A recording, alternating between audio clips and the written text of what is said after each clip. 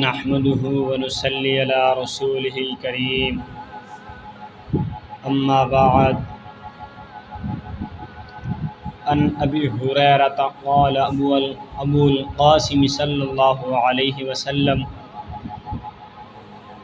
والذي نفسي بيده لو تعلمون ما أعلم لبكيتم كثيرا ولضحكتم قليلا وقال النبي صلی اللہ علیہ وسلم۔ حضرت ابو ہریرہ رضی اللہ تعالی عنہ سے روایت ہے، سیدنا ابو القاسم صلی اللہ علیہ وسلم نے فرمایا، قسم ہے اس ذات پاک کی جس کے قبضے میں میری جان ہے، اگر اللہ کے قہر و جلال، قیامت اور آخرت کے ہولناک احوال کے متعلق تمہیں وہ سب معلوم ہو جائے جو مجھے معلوم ہے تو تمہارا ہنسنا بہت کم اور رونا بہت بڑھ جائے۔ دوسری حدیث میں حضرت ابو ذر غفاری رضی اللہ عنہ سے روایت ہے، اگلی حدیث میں حضرت ابو ذر غفاری رضی اللہ عنہ سے روایت ہے کہ رسول اللہ صلی اللہ علیہ وسلم نے ارشاد فرمایا، میں عالم غیب کی وہ چیز دیکھتا ہوں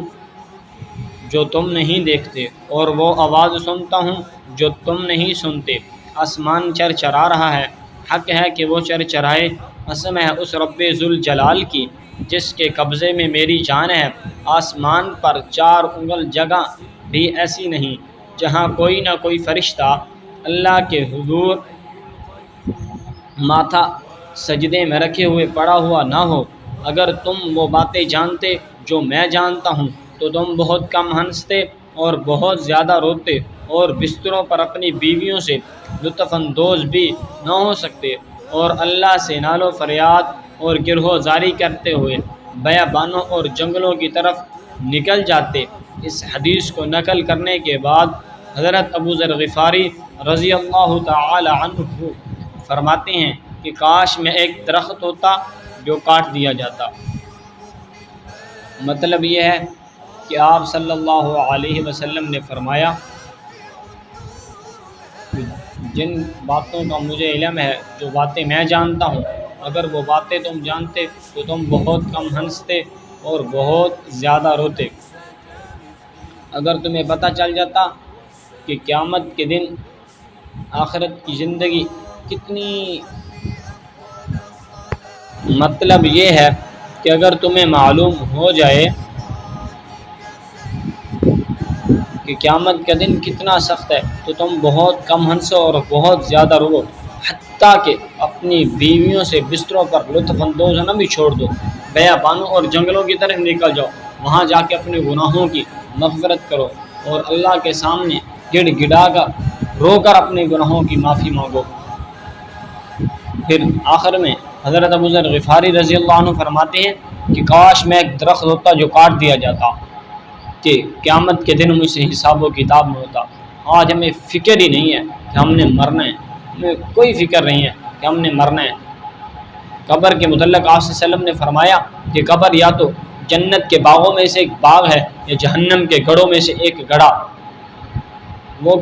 وہ کیوں کہ جب کوئی مومن بندہ قبر کے حوالے کیا جاتا ہے تو وہ قبر کہتی ہے، تیرا آنا مبارک ہو، بہت اچھا کیا جو تو آیا، دنیا میں جتنے لوگ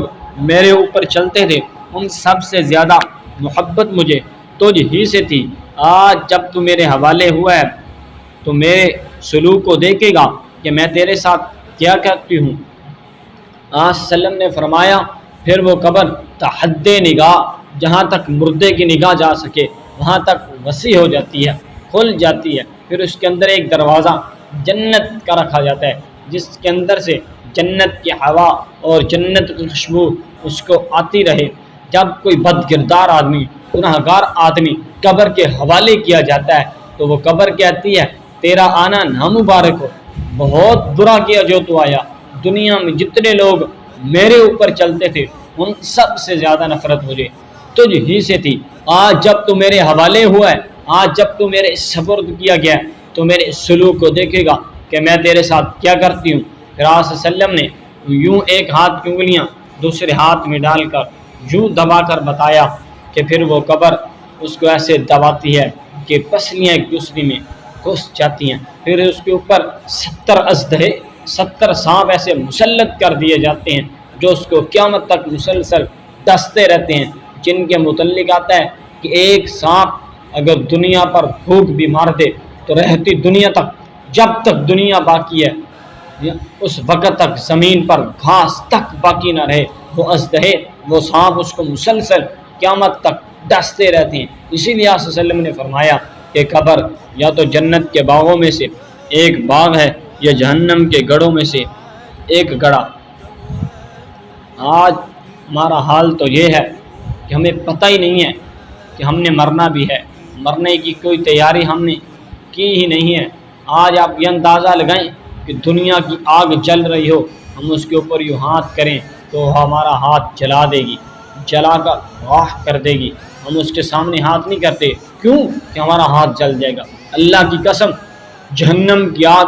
اس آگ سے کئی گنا زیادہ ہوگی، تو وہ تو ہمیں جلا کر راکھ کر دے گی۔ ہمیں اس آگ کا ڈر نہیں ہے، اس آگ کا ڈر ہے جو دنیا کی آگ ہے۔ ہمیں آخر جہنم کی آگ کی فکر ہی نہیں ہے۔ بھائیو دوستو، عرض یہی ہے کہ ہمیں موت کی تیاری کرنی چاہیے۔ دعا ہے کہ اللہ رب العزت ہمیں ان حدیثوں پر عمل کرنے کی توفیق عطا فرمائے۔ وما علینا الا البلاغ المبین۔